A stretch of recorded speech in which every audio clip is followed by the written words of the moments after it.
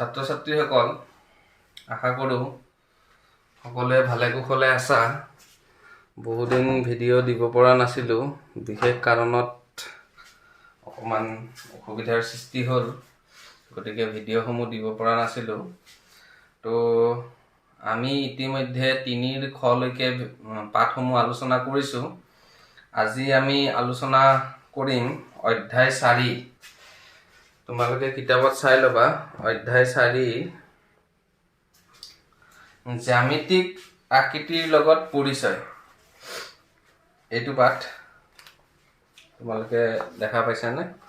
এইটো পৃষ্ঠা নম্বৰ 33, তৃতীয় শ্ৰেণীৰ জ্যামিতিক আকৃতিৰ লগত পৰিচয়। ইয়াত থকা কথাখিনি মই কৈ যাম, বুজাই যাম, তোমালোকে চাবা।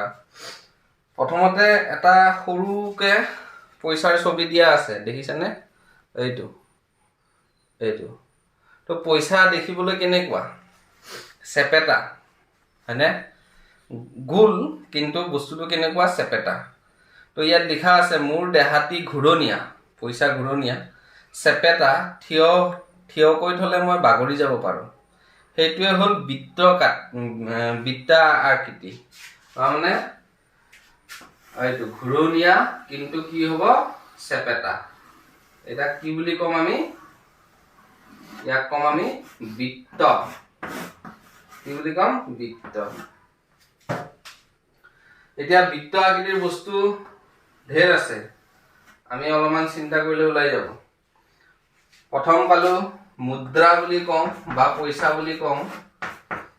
মুদ্ৰা বুলি ক'লে ঠিক হ'ব। মুদ্ৰাবোৰ কেনেকুৱা? 1 টকীয়া মুদ্ৰা আছে, 2 টকীয়া মুদ্ৰা আছে, 5 টকীয়া আছে, 10 টকীয়া আছে, হয়নে? আগতে 8 অনা বুলি এটা আছিল, 50 পইচা তাৰমানে, সেইটো এতিয়া নাই। এইবোৰ দেখিবলৈ ঘূৰণীয়া, কিন্তু চেপেটা। ই থিয়কৈ আমি ৰাখিব নোৱাৰোঁ, সদায় পৰিয়ে থাকিব। সেইবোৰক বৃত্তা আকৃতি বুলি কয়। তাৰপিছত আকৌ খাৰু, ধুনীয়া মিহি মিহি এনেকুৱা খাৰু, এইবিলাক কি হ'ব? বৃত্তা আকৃতি হ'ব। কাঁহী বা ভাত খোৱা ডিছ, এনেকুৱা টাইপৰ, সেইবিলাকৰ কি আকৃতি? বৃত্ত আকৃতি। তাৰপিছত আহিল গোলাকৃতি। গোলাকৃতি মানে কেনেকুৱা? ধৰি লোৱা ফুটবল, তোমালোকে খেলাই বল, হয়নে? ফুটবলটো কেনেকুৱা? ফুটবলটোও গোল আৰু বৃত্তটোও গোল, কিন্তু বৃত্ত বেলেগ আৰু গোলাকৃতি বেলেগ।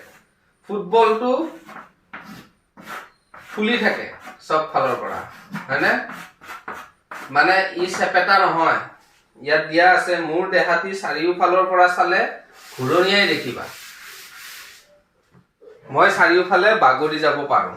এতিয়া বল এটা, ফুটবল এটা লাহেকে চুই দিলে সি বাগৰি বাগৰি দূৰলৈ গুচি যাব, কিন্তু পইচা বা মুদ্ৰা এটা থৈ দিলে সি তাতে থাকিব, চুই দি ঠেলি দিলেহে অকণমান যাব। তো এইটো হ'ল ধুনীয়াকে গোল আকৃতি, ফুলি থাকে, আৰু পইচাটো হ'ল চেপেটা, বৃত্ত আকৃতি। বুজি পাইছা?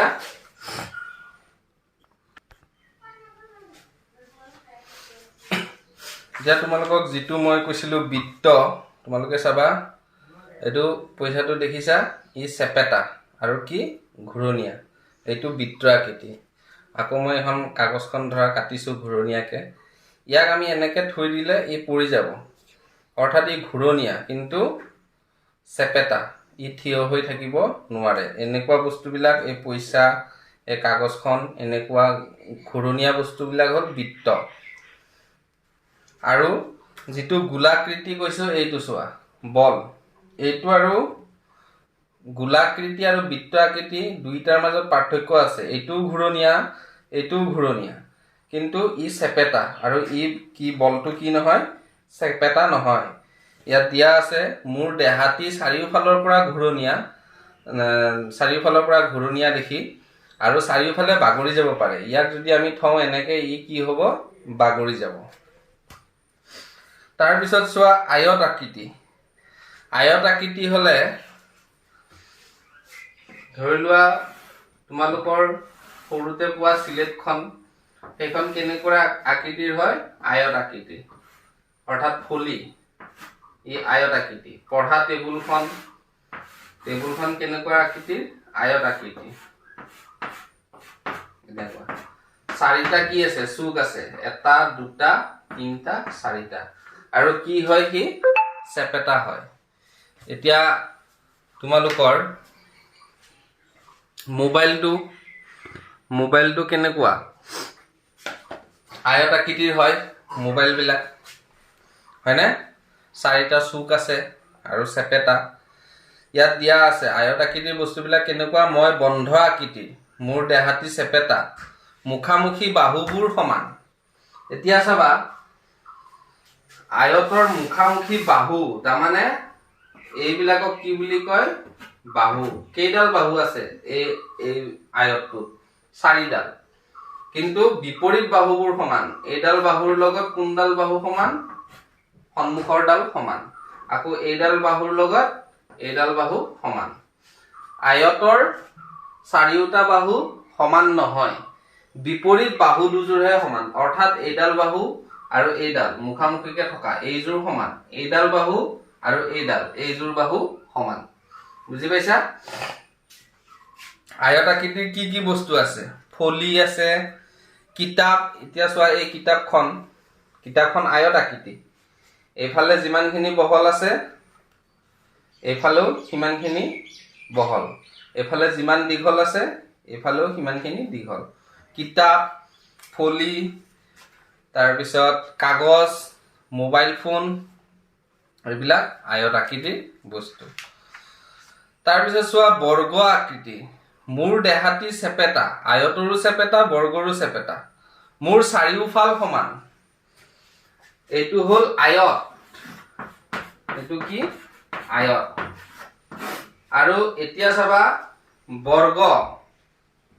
বৰ্গ হলে কি হ'ব চাৰিওটা সাইড কি হ'ব সমান এইটো হ'ল বৰ্গ আয়তৰো এটা দুটা তিনটা চাৰিটা চুক আছে বৰ্গৰো এটা দুটা তিনটা চাৰিটা চুক আছে এইবোৰক চুক বুলি কয় ইয়াতো চাৰিডাল বাহু আছে ইয়াতো চাৰিডাল বাহু আছে 1 2 3 4 কিন্তু ইয়াৰ আয়তৰ বিপৰীত বাহু কেইযোৰ সমান ইয়াৰ বিপৰীত এইডাল ইয়াৰ বিপৰীত এইডাল কিন্তু বৰ্গৰ এইটোৱে মেইন পাৰ্থক্য বৰ্গৰ গোটেই কেইডাল বাহু কি সমান অৰ্থাৎ চাৰিওডাল বাহুৱে সমান এইডাল যিমান দীঘল এইডালো সিমান দীঘল এইডালো সিমান দীঘল এইডালো সিমান দীঘল বুজি পাইছা এটা বৰ্গ আকৃতিৰ বস্তু আমি কি পাওঁ কেৰম বোৰ্ড দেখিছা তোমালোকে নিশ্চয় কেৰম বোৰ্ডবোৰ কি আকৃতিৰ হয় বৰ্গ আকৃতিৰ চাৰিওটা সাইড সমান তাৰ পিছত চাবা ত্ৰিভুজ এটা ত্ৰিভুজ হল এইটো ত্ৰি মানে তিনিটা ভুজ মানে বাহু তিনডাল বাহুৰে আগুৰা ক্ষেত্ৰক কি বুলি কোৱা হয় ত্ৰিভুজৰ তিনটা কি আছে বাহু আছে আৰু তিনটা কি আছে কোণ আছে ত্ৰিভুজটো মই আঁকি দিছো বৰ্ডত চাবা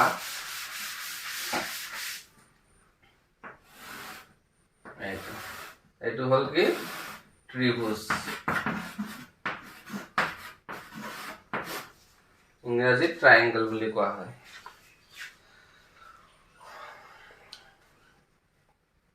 ত্ৰিভুজত কি লিখা আছে মোৰ দেহাতি তিনিডাল বাহুৰে আগুৰা ইয়াত বাহু কেইডাল আছে এডাল দুডাল তিনডাল ইয়াত কেইডাল বাহু আছে তিনডাল বাহু আছে আৰু কোণ কেইটা আছে তিনটা কোণ আছে আয়তত বাহু কেইডাল আছে আয়তত বাহু চাৰিডাল আছে কোণ কেইটা আছে এটা দুটা তিনটা চাৰিটা কোণ আছে আৰু চাৰিডাল বাহু আছে য'ত বিপৰীত বাহুবোৰ সমান অৰ্থাৎ আয়তৰ বিপৰীত বাহু দুযোৰ সমান আৰু বৰ্গৰো চাৰিটা বাহু আছে আৰু চাৰিটা কোণ আছে কিন্তু প্ৰতিডাল বাহুৱে কি সমান অৰ্থাৎ চাৰিওডাল বাহুৱে বৰ্গৰ সমান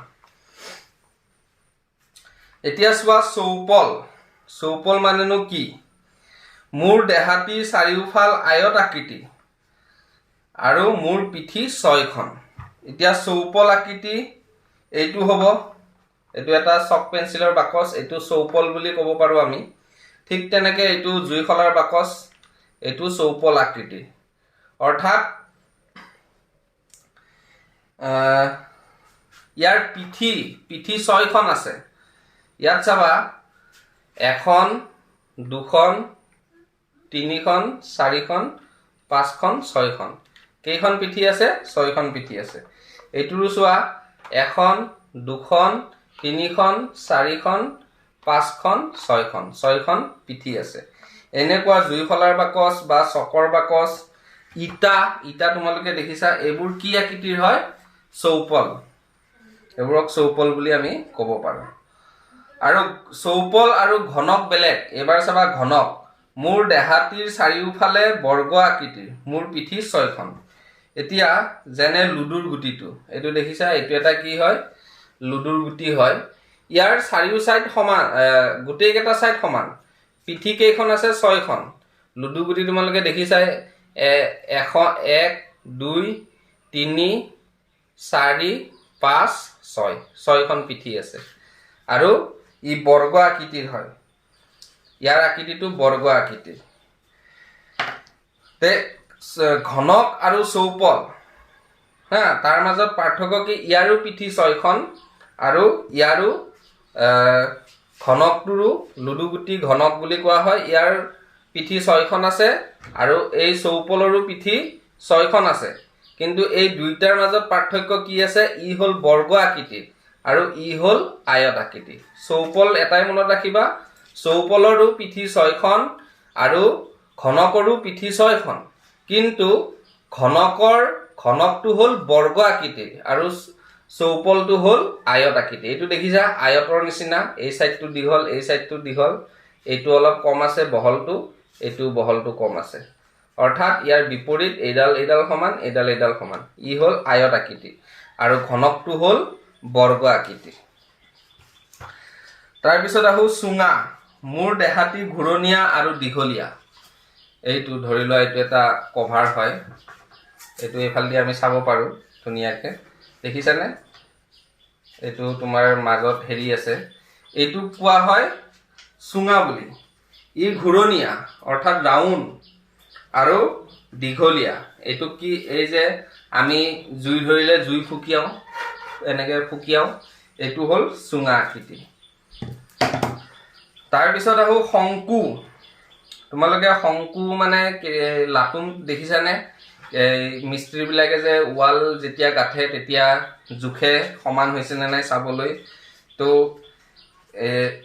এই টুপিটো ধৰিব পাৰা এনেকুৱা শংকু আকৃতিৰ এইটো এটা বাৰ্থডে টুপি হয় তো এইটো কি আকৃতি শংকু আকৃতি মোৰ দেহাতি এটা ফাল জুঙা এই ফালটো দেখিছা নহয় এইটো কি এই সাইডটো জুঙা আনটো ফাল বৃত্ত আকৃতি এইটো দেখিছা এই ফালটো বৃত্ত আকৃতি তাৰ মানে ঘূৰণীয়া ইয়াত কোৱা হৈছে শংকুটোৰ এটা ফাল কি জুঙা থাকে এনেকে জুঙাল হ'ব এই সাইডটো আৰু এটা ফাল কি হ'ব ঘূৰণীয়া অৰ্থাৎ বৃত্ত আকৃতি এতিয়া তোমালোকে এই পাঠটোত কি গম পালা বৃত্ত আকৃতি বুজালো বৃত্ত আকৃতিৰ কি পালো পইচা খাৰু তাৰ পিছত গোলাকৃতি বল পালো গোলাকৃতিৰ ৰবাব টেঙা বল কমলা এইবোৰ কি গোলাকৃতিৰ হয় তাৰ পিছত আয়ত আকৃতিৰ পালো আয়ত আকৃতিৰ কি যদি সুধে আয়ত আকৃতিৰ দুটামান বস্তুৰ নাম কোৱা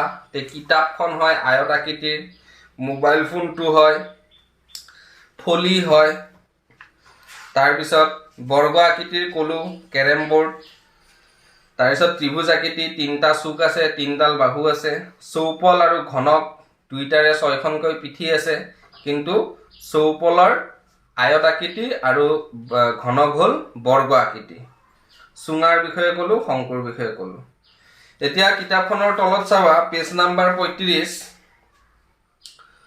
কাৰ কিমান চুক আছে কাষ আছে চাও আহা এইখিনি তোমালোকে পঢ়িবা মই নেক্সট ভিডিও এটাত তোমালোকৰ এইখিনি বিষয়ে মই বুজাই দিম